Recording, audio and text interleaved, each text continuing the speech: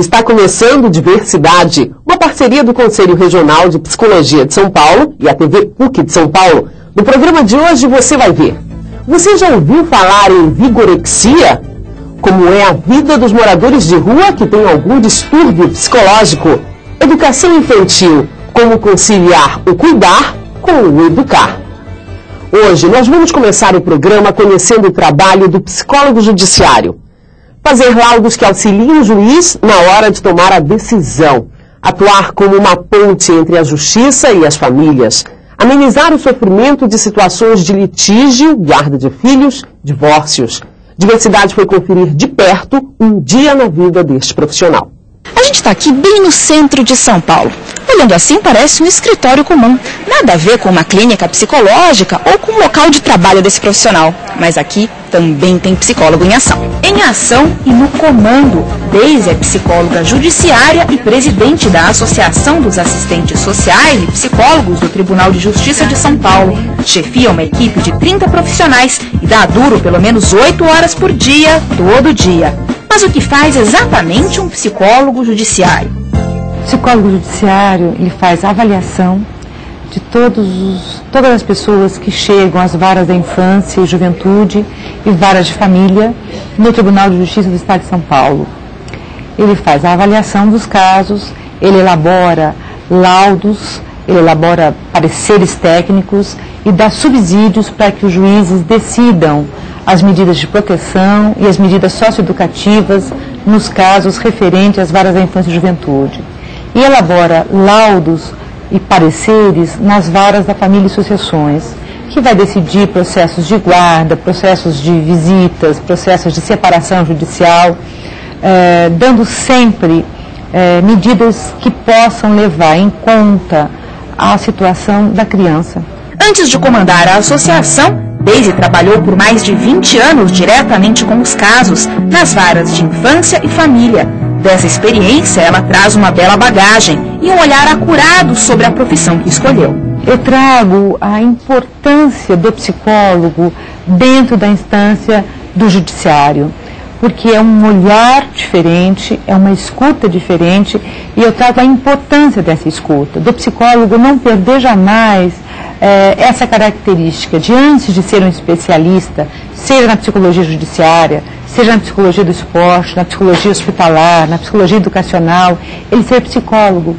E o seu instrumental mais importante ser a sua escuta, a sua acolhida e a sua possibilidade ética de devolver às pessoas aquilo que ele acolhe, aquilo que ele ouve. A relação com o juiz nem sempre foi fácil, mas os psicólogos estão conquistando espaço e respeito dos magistrados. O psicólogo vem sendo cada vez mais ouvido pelos juízes, pelos promotores públicos, pelos advogados e trabalhando junto com outros profissionais. E mais uma vez encontramos uma parceria de sucesso do psicólogo, o assistente social.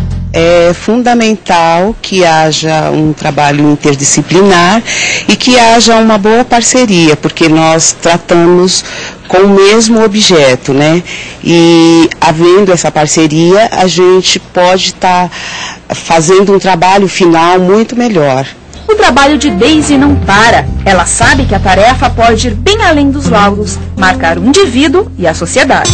A coisa mais importante de ser psicólogo é ter esta fé inabalável na transformação humana. E continua o ciclo Morte, Perda, Luto, Paradigmas da Vida, no Videoclube do CRP, em São Paulo. No dia 26 de novembro, o Videoclube apresenta o filme da diretora Beth Kaplan, De Amor e de Sombra, uma coprodução Espanha-Argentina. Na sequência do filme, será realizado um debate com a participação da psicóloga Maria Helena Pereira Franco e da analista junguiana Heloísa Pena. E fechando o ciclo, no dia 10 de dezembro, o sensível e inteligente As Invasões Bárbaras, de Denis Arcand. Para o debate foram convidadas as psicólogas Maíra Luciana Galiani e Rosa Maria Macedo. As sessões acontecem sempre às 19 horas no auditório do CRP, no Jardim América, em São Paulo. Mais informações pelo telefone 3061-9494, ramal 151, ou pelo e-mail infoeventos@crpsp.org.br.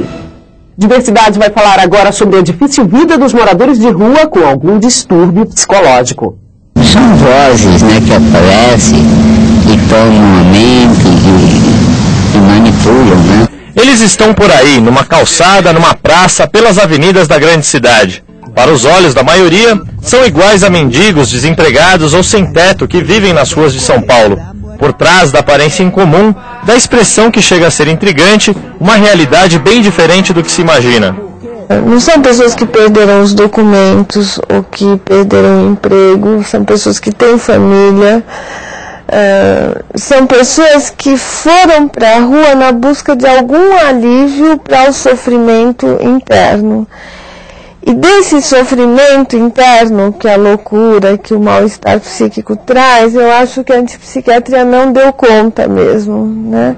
Há 10 anos, Miriam Schneiderman dirigiu o documentário Dizem que Sou Louco, premiado em festivais dentro e fora do Brasil.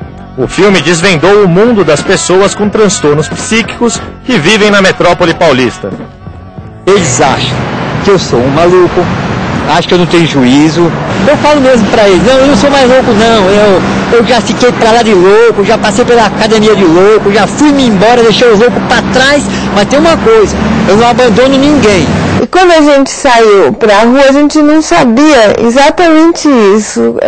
Numa cidade como São Paulo, né, onde é que foi parar o chamado louco da cidade? Que toda cidade do interior tem e cuida. E foi interessante porque numa cidade imensa como São Paulo, né, a gente começou a perguntar para as pessoas que trabalham na rua, então os camelôs, o fruteiro.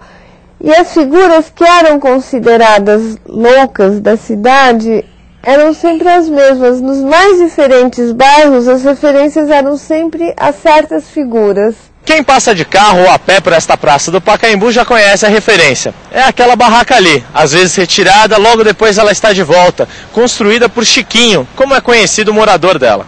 O negócio dele é o seguinte, ele não pede nada para ninguém, não recebe nada da mão de ninguém. E um dia ele tá feliz da vida, outro dia ele tá mais quieto, mas você não vê ele pedir nada aí, pra ninguém. Se você chegar lá com dinheiro, dá pra ele fala que não tá te pedindo dinheiro não. As madames aí chegam aí, dá as coisas, ele ignora a pessoa, ignora mesmo. Aí a pessoa deixa lá no lado, lá. Depois ele pega. Vem lá da barraquinha lá, varrendo a praça aí, limpando a praça, tudo. Ali as calçadas, às vezes cai folha, aí ele vai, varre e põe no lixo. Ele é de lua, né? De vez em quando ele chega aqui, conta umas piadinhas, canta uma música, entendeu? Vai até ali, volta. De repente ele começa até a alugar a gente aqui. Né? Se Chiquinho é difícil de ser encontrado, Raimundo Arruda Sobrinho, ou Condicionado, está sempre lá, no mesmo canteiro da Avenida Pedroso de Moraes, em Pinheiros. É lá onde vive e principalmente escreve, sem parar durante todo o dia. Olha, isso aqui é a escravidão humana, isso aqui não é mendigo.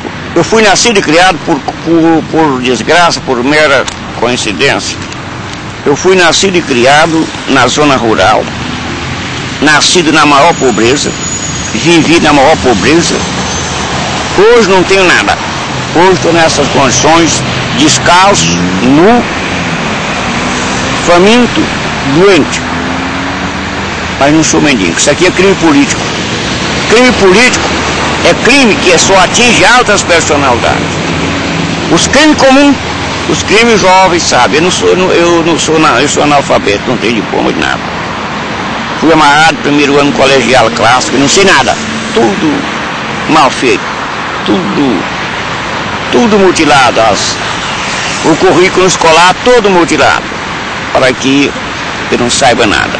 Se eu tivesse feito o ginásio modelo Pedro II, Colégio Pedro II é o padrão oficial da educação no Brasil. Se eu tivesse feito um ginásio modelo Pedro II, com o modelo oficial do país, eu tinha alguma cultura.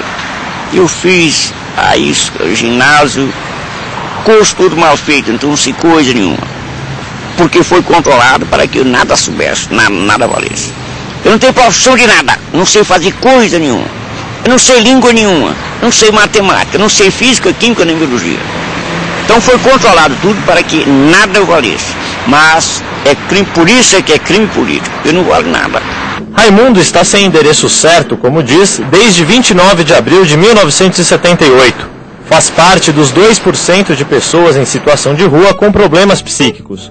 Atender esse contingente exige mais do que conhecimento médico ou psicológico, segundo o psiquiatra Pedro Carneiro, da Secretaria Municipal de Saúde. São pessoas que têm uma história muito difícil e a gente tem que chegar com todo o cuidado, tentando respeitar aquela condição, primeiramente, dele estar na rua.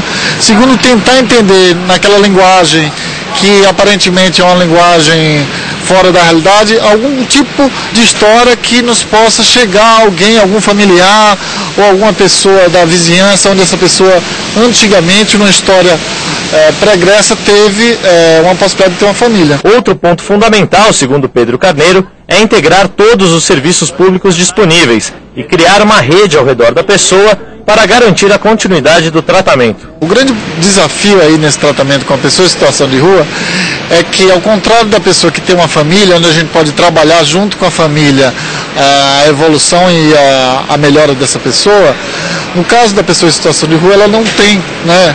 Então, o que é que a gente lança a mão? Lança a mão de alguns equipamentos que trabalha com a comunidade ao redor onde essa pessoa está localizada, para tentar criar um laço, criar uma rede de apoio para essa pessoa.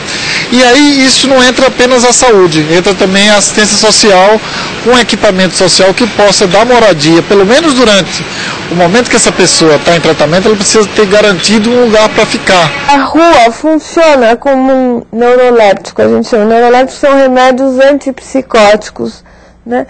A rua dá alguma tranquilidade, o barulho de fora alivia do barulho interno. Muita gente vê a árvore, mas não tem conhecimento nenhum sobre o que é a árvore, sobre o que é as flores, sobre o que é as folhas. Muita gente vê a planta, vê a madeira. Muita gente não conhece o que é uma madeira, viva ou morta. A rua foi um jeito que essas pessoas encontraram de poder ser elas mesmas. Psicoterapia. Vamos conhecer um pouco mais sobre ela. Sigmund Freud, o pai da psicanálise, pode ser considerado o precursor da psicoterapia com atividade profissional no século XIX. Antes, porém, já nos séculos XVII e XVIII, os chamados médicos dos nervos já tratavam experimentalmente casos agudos e graves de problemas psicológicos. Nada comparado à atual psicoterapia, dividida em mais de 500 abordagens diferentes. Basicamente, ela pode ser classificada em dois grandes grupos: as terapias breves, focalizadas em sintoma e com sessões estruturadas, e as terapias psicodinâmicas, mais demoradas e nas quais se investiga e explora o caso com maior profundidade. Mesmo assim, esses grupos não podem ser considerados homogêneos. No início da psicoterapia, as diferenças eram mais acentuadas. Havia o grupo mais positivista, que via o problema psicológico como um objeto científico. O tratamento desses casos deveria seguir um padrão. A outra corrente encarava os problemas psicológicos como uma manifestação de impasses existenciais humanos. O autoconhecimento e o contato com o inconsciente eram o caminho seguido na terapia. Hoje em dia, a maior valorização de aspectos da relação terapêutica, da afetividade, do inusitado e da infância da pessoa e da realidade factual. Isso aproximou os dois grupos, se não no discurso teórico, na prática clínica, que atualmente dispõe de 20 linhas de atuação mais relevantes. O bom profissional deve ser capaz de fazer a formulação de caso clínico, que é articular e descrever hipóteses sobre quais fatores causam os problemas psicológicos, quais fazem com que os problemas persistam e quais poderiam mudar esse quadro. De que você tem medo? Para falar com a gente sobre essa questão do medo e das fobias, nós convidamos a psicóloga Regina Cristina Vielenska, que é pesquisadora, supervisora e terapeuta comportamental. Tudo bom, professora Regina? Tudo bem. Vamos lá ver o vídeo? Uhum. Do que eu tenho medo, né? É um negócio meio pra pensar, né? Ficar sem dinheiro. Tô medo de altura, velho. De altura? E como é que é isso? Desde pequeno você tem medo de altura? Sim. As contas para pagar, né? A comida para comer e condução, tudo, remédio. Barata. É? E como é que é quando você encontra uma barata em casa? Saio correndo, dou um ataque de nervo, começo a gritar. É altura e água também, cara. Água também? Como é que é medo de água? A água foi porque eu já tive um susto já, né? Quase me afogado, eu tomei um trauma, assim, evite também, né? Do que você tem medo? De rato. Por que você tem medo de rato? Porque eles são muito feios. Medo? Da morte. Não é nem o medo da morte, é o medo de como morrer, né? A gente percebe que alguns medos se referem ao quê? A proteção. Proteção e às vezes até fuga, né? É um mecanismo que foi selecionado na nossa espécie. Tem a ver com o que é fundamental. É normal você sentir medo, alegria, tristeza, raiva. Ou seja, faz parte da nossa bagagem. E essas pessoas expressam muito bem tanto o lado biológico disso, aquilo que a espécie humana carrega de medos, historicamente, quanto medos da situação contemporânea, específica nossa. O pior medo é o que está nas ruas hoje, né? Tem medo da violência da cidade grande, é isso? É, isso mesmo. Entrou 2 caras e eles perguntaram pra mim se podia usar o banheiro, né? Aí eu falei, pode usar. Eles entraram, usaram o banheiro. Quando ele voltou, você queria falar obrigado pra mim? Ele falou que era um assalto. Me mostrou a arma, falou que era um assalto. Aí deu medo. Aí eu fiquei com medo, né? Alguns tipos de medo são favorecidos por experiências traumáticas, experiências muito pesadas. Então, às vezes, após um sequestro ou uma violência, a pessoa passa a ter reações de medo, reações de flashback durante o sono, durante o dia, pesadelos relacionados à experiência do trauma. Ou a pessoa pode se tornar um gato escaldado, por exemplo, com medo de água fria. O próprio ditado já diz isso, né? A expressão popular. E então as pessoas passam a evitar aquilo, aquele contexto, ou até mesmo as lembranças relacionadas ao contexto onde a experiência traumática aconteceu. Eu acho que eu tenho medo da incompreensão humana. E o que é a incompreensão humana? É o não conhecimento, o não reconhecimento das pessoas, como pessoa, como ser humano. Eu trabalho num projeto de moradores de rua, então eu falo, o meu medo é essa incompreensão, das pessoas passarem, pisarem por cima, simplesmente não verem. Esse é o meu maior medo. Vigorexia. Como? Vigorexia. Um mal que poderíamos definir como uma compulsão pela busca de uma forma física idealizada. Excesso de exercícios, de dietas, de drogas que ajudam na modelagem do corpo. Pura vaidade ou sintoma perigoso de que algo não vai bem. Quem dá a sua opinião sobre esse tema é a psicóloga do esporte, Luciana Ferreira Ângelo. Formada pela PUC São Paulo, Luciana tem mestrado na área de educação e trabalha no Instituto de Reabilitação e Fisiologia do INCOR. Quem apresenta o quadro de vigorexia apresenta uma ansiedade bastante elevada, levando muitas vezes a gente a identificar comportamentos compulsivos e pensamentos obsessivos, onde só a forma está sendo considerada como importante. O quadro de vigorexia ele não é facilmente percebido pelas pessoas que o têm. O em volta, os amigos, os colegas, os familiares, sempre precisam estar muito atentos ao tempo despendido pelas pessoas em relação à atividade física, né? Hoje, de uma forma geral, 30 minutos de atividade física diária já nos beneficiariam em termos de melhoria de saúde e qualidade de vida.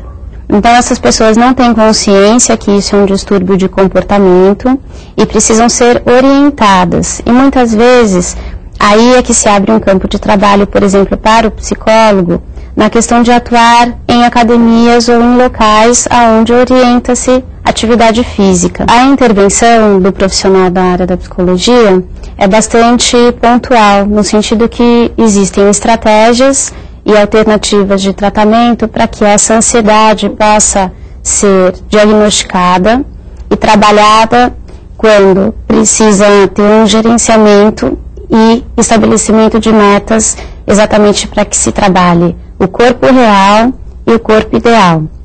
Então, na intervenção, basicamente, nós diagnosticamos que tipo de ilusão esta pessoa cria em função da imagem corporal. Trabalhamos muitas vezes com algumas técnicas corporais e também com técnicas de controle de ansiedade. O CRP promove nos dias 3 e 4 de dezembro o evento Ética e Democratização dos Meios de Comunicação. O que o psicólogo tem a ver com isso? Serão 3 debates. No dia 3, às 19h30, acontece o primeiro com o tema Por que democratizar a comunicação?, com a presença dos jornalistas José Arbex e Sérgio Gomes. No dia 4 de dezembro, acontecem os outros 2. Às 9 horas da manhã, o jornalista Gustavo Gimbre e o também jornalista e sociólogo Laurindo Leal debatem sobre as mídias no Brasil, situação atual e perspectiva de informação. E às 13h30 fecha-se o encontro com o debate Psicologia e Comunicação, uma relação inevitável, com a participação do cientista político Guilherme Canella e da psicanalista Cristina Garcia Olmos. Maiores informações você consegue pelo telefone 3061-9494, ramal 151.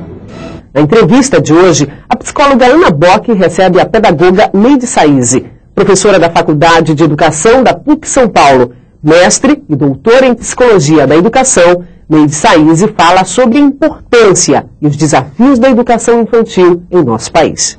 Colocada de lado muito tempo, quando os recursos eram quase todos destinados ao ensino fundamental, hoje o poder público parece despertar para a importância desse primeiro contato da criança com o mundo da aprendizagem. Neide, quando nós falamos de educação infantil, exatamente do que estamos falando? Estamos falando de uma educação que se refere ao atendimento da criança de 0 a 3 anos, que se refere à creche, e de 4 a 6 anos é pré-escola. É a primeira parte da educação básica. E hoje nós temos, depois da LDB, essa educação infantil que envolve a creche e também o trabalho da pré-escola, ela deixou de ser de responsabilidade da assistência social para ser da área da educação. Foi a LDB que trouxe essa mudança. O que significou exatamente esta mudança? É uma mudança de concepção? O que é isto? Por que nós passamos da assistência social para a educação com a educação infantil?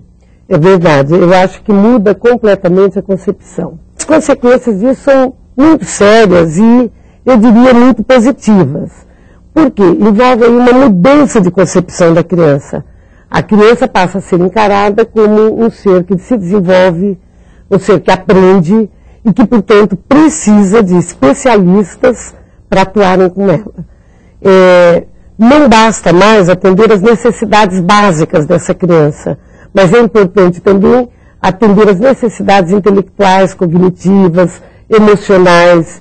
Até então, quando éramos da assistência social, o educador era pensado como alguém que apenas cuidava. Como é que é isso? Quando você faz essa distinção do cuidar e do educar, e coloca no lado do educar a questão intelectual, a questão cognitiva da criança, o que significa do ponto de vista prático, em termos de atividades? Quando se cuidava, se fazia o que com a criança? Quando se educa, se faz o quê? Atender a criança em sua necessidade básica pressupõe uma preocupação com a alimentação, portanto, se envolve criança de 0 a 3 anos, a mamadeira, envolve os cuidados com a higiene, inclusive colocar a criança no piniquinho, envolve todos os cuidados em relação às necessidades que uma criança dessa faixa etária tem, dependente como ela é do cuidado do adulto. Então a LDB, ao valorizar a criança, ela passa a valorizar o educador. E ela passa a mostrar, então, a formação dos educadores atualmente, passa por essa grande problemática. Ser educador é também colocar a criança no piniquinho. Ser educador é também pegar a criança no colo para dar a mamadeira. Por quê? Não basta deixar a criança deitadinha no seu cantinho e colocar uma mamadeira apoiada, porque a necessidade dela está satisfeita, ela mama, ela consegue ingerir todo o conteúdo da mamadeira, mas o contato social está prejudicado. Então, a atual valorização da criança e, portanto, do educador vai nessa linha. Uma criança pequena aprende, se desenvolve, e esses primeiros anos são fundamentalmente importantes para a criança. E a gente pode dizer que há, hoje com clareza, uma meta curricular para a educação infantil, ou isto não cabe ser afirmado? Eu diria que cabe ser afirmado. A própria lei sugere que haja projetos educacionais. Se a criança pequena, ao ser cuidada, ela é educada, ela se constitui enquanto identidade por meio dessa interação social, então é importante se planejar. Então é importante que uma creche, que atende de 0 a 3 anos, no currículo, os momentos em que o adulto pega a criança no colo, em que conste desse currículo uma organização espacial que permita a autonomia da criança. Então, um ambiente seguro, de modo que a criança possa circular, entrar em contato com outra criança, entrar em contato com diferentes adultos. Então, isso envolve sim um planejamento. Envolve planejamento do ambiente físico, o planejamento do contato social, o planejamento da música, da presença da música, da presença do adulto, do contato do adulto quando pega essa criança. É preciso que conste sim momentos que sejam assegurados nesse projeto, momentos de aproximação do adulto em relação à criança, uma aproximação muito íntima com a criança. Ineide, nós não estaríamos, com o avanço e o desenvolvimento da educação infantil, esvaziando a função da família? Como é que os educadores hoje leem essa questão? A escola ocupa o lugar da família? Eu não diria que ela substitui a família tem o seu papel, e a escola tem o seu papel também. E são complementares, né?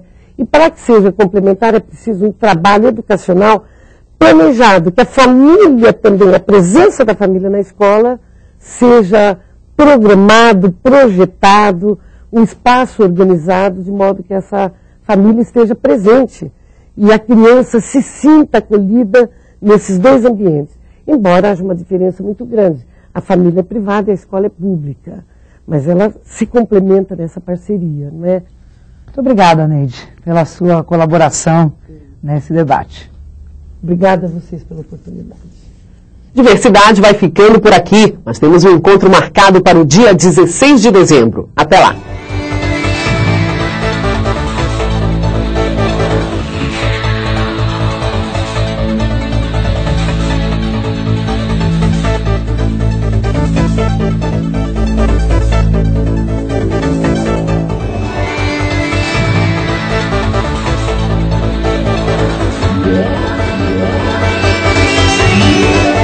Diversidade, uma realização do Conselho Regional de Psicologia de São Paulo e TV PUC São Paulo.